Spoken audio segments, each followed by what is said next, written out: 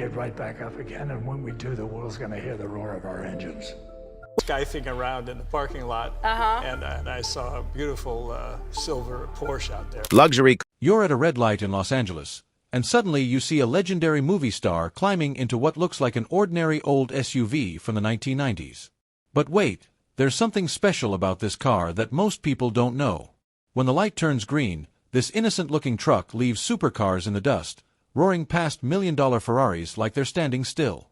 The man behind the wheel? None other than Clint Eastwood, the 95-year-old Hollywood legend who's been keeping one of the automotive world's best-kept secrets. What you're about to discover will completely change how you think about celebrity car collections. While other stars show off their flashy Lamborghinis and Rolls-Royces, Eastwood has been quietly driving something that looks boring on the outside but packs more punch than cars costing 10 times as much. And the story behind why he chose this particular vehicle will surprise you even more than its incredible performance. But that's not the only shocking thing about Clint Eastwood's car choices. Recently, photographers caught him driving something completely different, something so tiny and unexpected that fans couldn't believe their eyes. The contrast between his two daily drivers tells an amazing story about one of America's most iconic actors, and it's not what you'd expect from the man who made Dirty Harry famous. Let's start with the car that's been Eastwood's favorite for decades. It's called the GMC Typhoon, and if you've never heard of it, you're not alone. Most people walk right past it thinking it's just another old SUV. But car enthusiasts know the truth about this rare machine, and once you learn what it can do, you'll understand why Eastwood fell in love with it. The GMC Typhoon was built for only 2 years, 1992 and 1993, and General Motors made fewer than 5,000 of them total. That means it's rarer than most supercars you see on the road today. But rarity isn't what makes this truck special. What makes it incredible is what's hiding under that plain-looking hood. When General Motors decided to build the Typhoon, they weren't messing around. They took a regular GMC Jimmy SUV and completely transformed it into a performance monster. They installed a turbocharged V6 engine that pumps out 280 horsepower and 350 pound-feet of torque. Now, those numbers might not sound crazy by today's standards, but remember, this was 1992. Most sports cars back then couldn't even come close to those figures. But here's where it gets really wild. Because the Typhoon uses all-wheel drive and has incredible grip, it can launch from 0 to 60 miles per hour in just 5.3 seconds. To put that in perspective, a Ferrari 348 from the same year took 5.6 seconds to do the same sprint. That means Eastwood's daily driver could literally beat one of the most famous supercars of the early 1990s in a drag race. Car magazines went crazy when they first tested the Typhoon. Road and Track magazine ran it down a quarter-mile drag strip and watched in amazement as it crossed the finish line in just 14.3 seconds. That was supercar territory, achieved by something that looked like your neighbor's family SUV. The automotive press called it things like the world's fastest truck and the sleeper hit of the decade. Eastwood didn't just buy one Typhoon, though. He loved it so much that he bought at least 3 different versions. He has a 1992 model painted in apple red, which was one of the original colors available. He also owns 2 1993 models painted in forest green, which is the color you'll most often see him driving around California. One of his green Typhoons even has special golden badging that makes it stand out from regular versions. Photographers have captured Eastwood climbing in and out of his Typhoons countless times over the years. He's been spotted driving them to movie sets, to restaurants, and just running everyday errands around Carmel by the Sea, where he lives. The sight has become so common that locals barely notice anymore, but car fans still get excited when they spot the Hollywood legend with his rare performance truck. When Eastwood appeared on The Tonight Show with Jimmy Fallon, he couldn't help but brag a little about his Typhoon's performance. With that classic Eastwood smile, he joked that his truck beats Ferraris off the line. The audience laughed, but he wasn't kidding. That humble-looking SUV really can embarrass some of the world's most expensive sports cars in a straight-line race. You might wonder why someone like Clint Eastwood, who could afford any car in the world, would choose to drive something so understated. The answer tells you a lot about his personality. Throughout his career, Eastwood has been known for preferring substance over flash. He's the kind of guy who cares more about how well something works than how much it costs or how impressive it looks to other people. The Typhoon fits his personality perfectly. It doesn't scream for attention like a bright yellow Lamborghini would. Instead, it quietly goes about its business, looking ordinary while hiding incredible capability underneath. That's very much like Eastwood himself, who has always been more interested in getting the job done than in showing off. But here's where the story takes a completely unexpected turn. In recent years, photographers started catching Eastwood driving something that shocked everyone who saw the pictures. Instead of his powerful Typhoon, he was behind the wheel of a tiny electric car that seemed almost impossible for his tall frame to fit into. The car in question is a 2014 Fiat 500e, one of the smallest vehicles you can buy in America. When pictures first surfaced of the 6'4" Eastwood folding himself into this little electric hatchback, many people thought it was some kind of joke. The contrast was so extreme that fans on social media couldn't believe the photos were real. The Fiat 500e is about as different from the Typhoon as you can imagine. While the Typhoon is all about raw power and acceleration, the little Fiat is focused on efficiency and environmental friendliness. It has a tiny electric motor that produces just 111 horsepower, which is less than half what the Typhoon makes. Instead of rocket ship acceleration, the Fiat 500e takes a leisurely 9.1 seconds to reach 60 miles per hour. But the really surprising thing wasn't just that Eastwood was driving such a small car. What caught everyone's attention was seeing him plug it into a charging station. Here was the man who made his career playing tough guys and driving powerful cars, quietly charging up his little electric vehicle like any other environmentally conscious citizen. The photos that went viral showed Eastwood in Venice, California, plugging his Fiat into a public charging station before heading off to work on his movie, American Sniper. The sight of this 83-year-old action movie legend doing something so modern and eco-friendly surprised a lot of people who thought they had him figured out. When the Fiat 500e was new in 2014, it cost around $32,000, which is pocket change for someone with Eastwood's wealth. But the fact that he chose to buy it at all says something interesting about his values. The little electric car only had a range of 84 miles on a full charge, and its 24 kilowatt-hour battery was considered small even by 2014 standards. This wasn't a car you'd buy to impress anyone or for its performance. You'd buy it because you cared about reducing emissions and using less gasoline. It turns out that Eastwood's interest in the Fiat 500e wasn't completely random. A year before he was photographed with his own car, he had participated in a charity auction called Into the Green, where celebrities signed electric vehicles to raise money for environmental causes. Hugh Jackman's signed Fiat 500e sold for $50,000 at that auction, showing how much people valued the connection between their favorite stars and environmental responsibility. The contrast between Eastwood's two daily drivers, the thunderous Typhoon and the whisper-quiet Fiat, reveals something fascinating about his character. He's someone who appreciates both raw American muscle and forward-thinking technology. He can enjoy the visceral thrill of turbocharged acceleration and also appreciate the silent, smooth operation of electric power. But Eastwood's car story doesn't end with just these two vehicles. His collection includes something even more special, something with a Hollywood story attached to it. Back in 1966, when he was becoming an international star thanks to his spaghetti westerns, he received an incredibly generous gift from an Italian film producer. The gift was a Ferrari 275 GTB, one of the most beautiful and valuable Ferraris ever made. This wasn't just any Ferrari, either. It was chassis number 8359, and it came to Eastwood as payment for his role in an Italian film called The Witches. The car was given to him by Dino De Laurentiis, the legendary producer who worked on some of the biggest films of the era. The Ferrari 275 GTB is considered by many experts to be one of the most perfectly designed sports cars in history. It was styled by Pininfarina, the famous Italian design house, and powered by a gorgeous 3.3-liter V12 engine. The combination of stunning looks and incredible performance made it an instant classic, and today, examples in good condition sell for around $1.7 million. What makes this gift even more amazing is the timing. In 1966, the same year Eastwood received the Ferrari, he was paid just $250,000 for his role in The Good, the Bad, and the Ugly, the film that made him an international superstar. That means the Ferrari was actually worth more than his paycheck for the movie that changed his entire career. Eastwood was photographed with his Ferrari in San Francisco in 1971, and the car remained part of his collection for many years. Having a rare Ferrari from a famous Italian producer was like owning a piece of film history, a reminder of the time when spaghetti westerns were changing how the world saw American movie stars.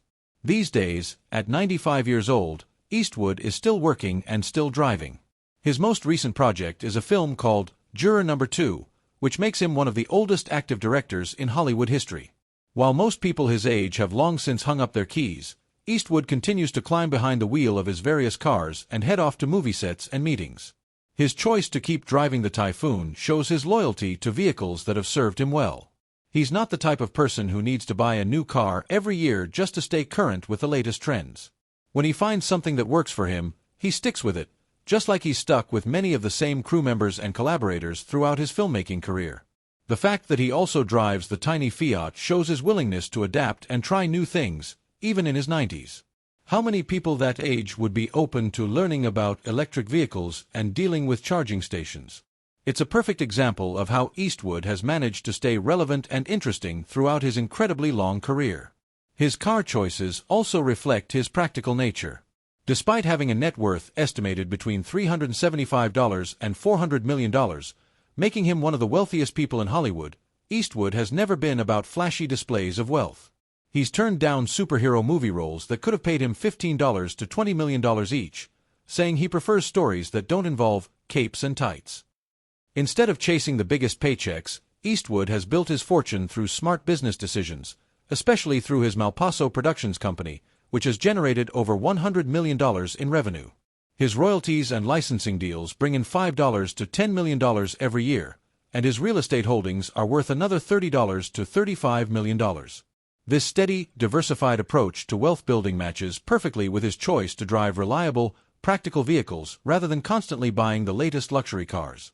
The GMC Typhoon represents everything Eastwood seems to value. It's American-made, incredibly capable, doesn't draw unnecessary attention, and gets the job done better than vehicles costing much more money. The Fiat 500e shows his environmental consciousness and willingness to embrace new technology when it makes sense. Together, these two very different vehicles paint a picture of a man who's more complex and interesting than his tough guy movie image might suggest. He's someone who can appreciate both old-school American muscle and cutting-edge electric technology. He's practical enough to drive the same truck for decades, but adventurous enough to try plugging in an electric car when he's in his 80s. For car enthusiasts, Eastwood's Typhoon is like a hidden treasure. Most people don't even know these trucks exist, let alone how fast they are. Seeing one of Hollywood's biggest stars driving one validates what car nerds have known for years. Sometimes the most interesting vehicles are the ones that don't look special from the outside. The story of Eastwood's cars also shows how automotive culture has changed over the years. In the 1990s, when the Typhoon was built, performance trucks were a completely new idea. Most people thought trucks were for hauling things, not for racing sports cars.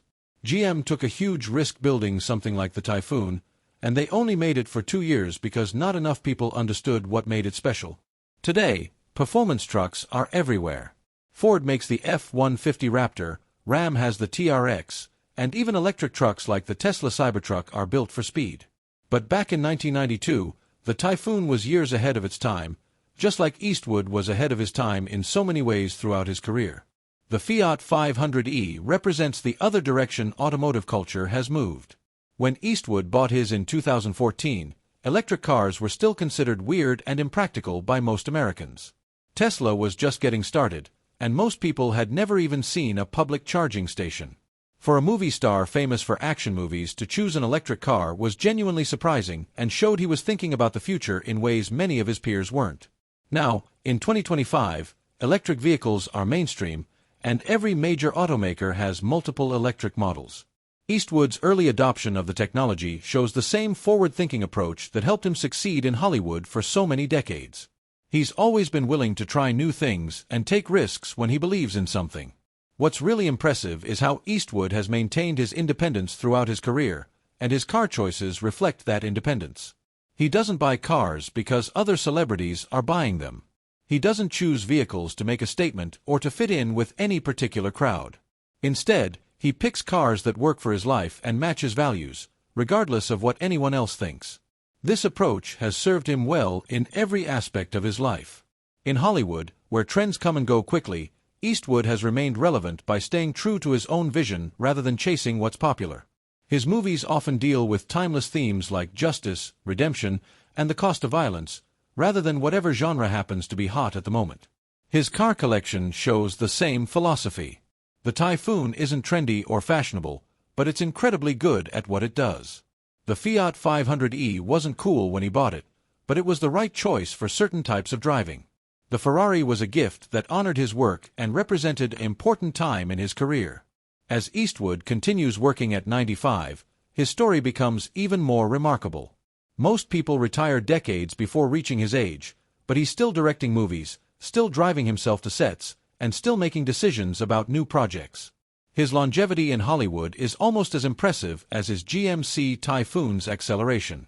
The fact that he's maintained his health well enough to still drive is partly due to his disciplined lifestyle. He wakes up at 5 a.m. every morning to exercise, has avoided sugar since his 40s, and maintains a diet rich in fish, fruits, vegetables, and pasta while staying away from red meat and dairy. His body fat has remained under 12% for decades, which his doctor once called extraordinary for someone his age. This dedication to staying healthy and active probably explains why he's comfortable driving both a high-performance truck and a small electric car. Many people his age might stick to one familiar vehicle, but Eastwood has the confidence and physical ability to handle different types of cars for different situations. Looking at Clint Eastwood's car choices gives us a unique window into the personality of one of America's most enduring celebrities. Behind the tough guy image and the iconic movie roles is someone who values substance over style, performance over prestige, and practicality over popularity. Whether he's behind the wheel of his thunderous Typhoon, his whisper-quiet Fiat, or any of the other vehicles in his collection, Eastwood represents something increasingly rare in celebrity culture: authenticity. He drives what he wants to drive, not what his publicist thinks will look good in magazines. In a world where many celebrities seem to change cars like they change clothes, always looking for the next thing to show off on social media, Eastwood's loyalty to his GMC Typhoon is refreshing.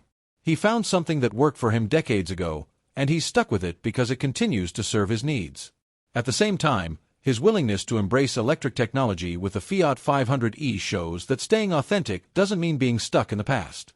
Real authenticity means being true to your values while remaining open to new ideas and technologies that align with those values. As we've seen throughout his incredible career, Clint Eastwood has never been one to follow the crowd. From his early days struggling in Hollywood to his breakthrough with spaghetti westerns, from directing his first film to winning Oscars in his 70s, he's always done things his own way. His car choices are just another example of this independent spirit. While other stars collect garage-fulls of exotic supercars they rarely drive, Eastwood keeps coming back to his practical, powerful Typhoon and his efficient little Fiat. These aren't the cars you'd expect from a Hollywood legend, which is exactly why they're perfect for him. The next time you see an ordinary-looking SUV at a red light, take a second look. You never know when it might be hiding the performance of a supercar or carrying one of the most famous actors in the world. And if you ever see a tall, elderly man carefully folding himself into a tiny electric car, it might just be Clint Eastwood, proving once again that he's full of surprises. So there you have it, the incredible story of what Clint Eastwood really drives when the cameras aren't rolling.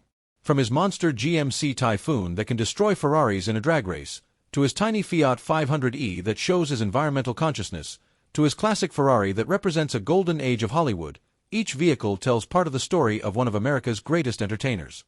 If this story surprised you as much as it surprised me, make sure to hit that like button to let me know. And if you enjoyed learning about the unexpected car choices of Hollywood legends, share this video with your friends who think they know everything about their favorite stars. Don't forget to subscribe and ring that notification bell, because we've got plenty more surprising celebrity car stories coming your way. Trust me, you won't believe what some of your favorite actors are really driving when they think no one's watching.